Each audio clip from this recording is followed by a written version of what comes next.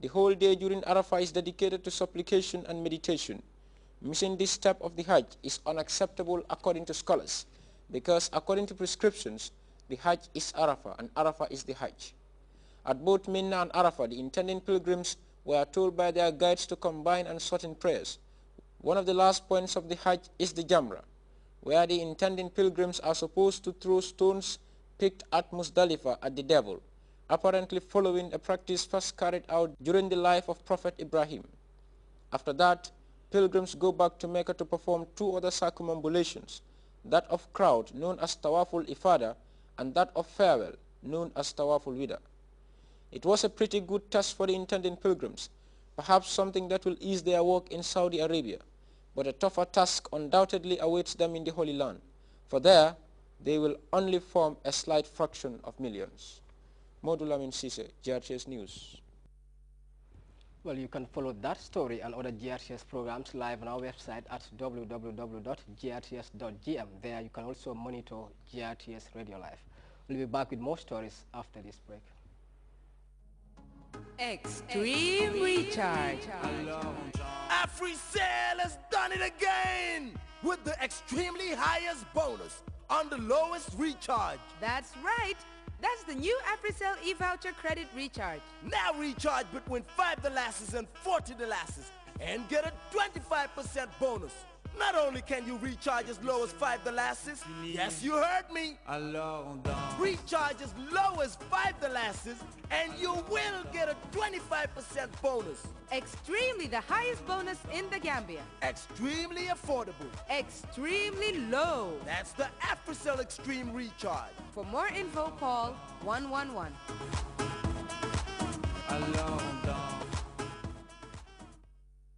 Welcome back.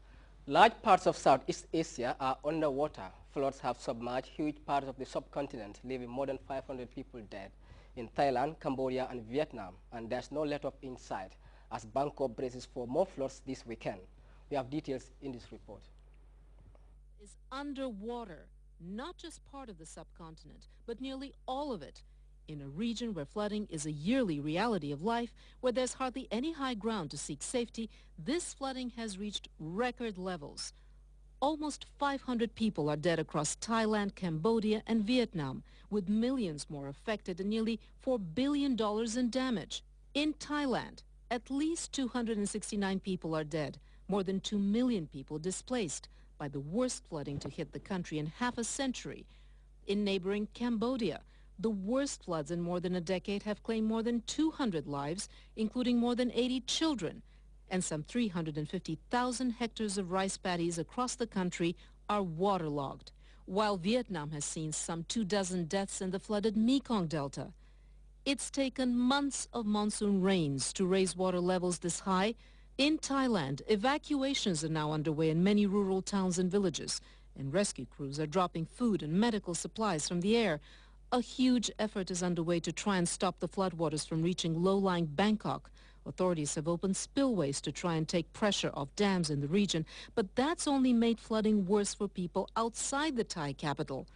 Hard choices forced by the power of rain. Relitza Vasilova, CNN, Atlanta. Egyptian leaders are vowing to change the law providing for the finding or jailing of anyone found guilty of religious, ethnic, or gender discrimination. The decision follows an emergency meeting led by the Prime Minister into Sunday's deadly riots. At least 25 people died and more than 270 people were injured in clashes between army forces and Coptic Christians. CNN's Ben Widerman reports on the worst sectarian violence since the downfall of the Mubarak regime. Cairo's Coptic hospital barely has room for all the bodies, covered with bags of ice and regularly sprinkled with perfume to cover the stench of death. At least 25 people were killed and more than 200 injured in clashes Sunday evening between the army, police, and predominantly Coptic Christian marchers protesting the burning last week of a church in Upper Egypt. Rifat Faik's 54-year-old brother Gamal was killed in the clashes, during which eyewitnesses claim army vehicles drove into the crowd. When we came to demand our rights, Rifat says, they ran us over with vehicles. Miriam, who was at the protest, says all we had was wooden crosses, and they ran us over, crushed us with 3 tanks, then opened fire with live ammunition. The government says that protesters used firearms to attack security forces, a claim protesters vehemently deny. They have tanks, we have prayers, chants this young man. Sunday's violence was the worst of its kind since the overthrow of the Mubarak regime in February, leaving many people to ask whether Egypt's new military rulers are either willing or able to bring the situation under control. There are rising calls from Christians and Muslims for the army to return to the barracks. Buthaina Kamal, a candidate for the upcoming presidential elections, says the generals now running the country must go. They're not patriots, she tells me. They're the remnants of the regime of the traitor, Mubarak. Among the mourners, some called for international protection of the Coptic minority. Others, like Ihab Grts, want the U.S. to stop supporting Egypt's military. This is to America.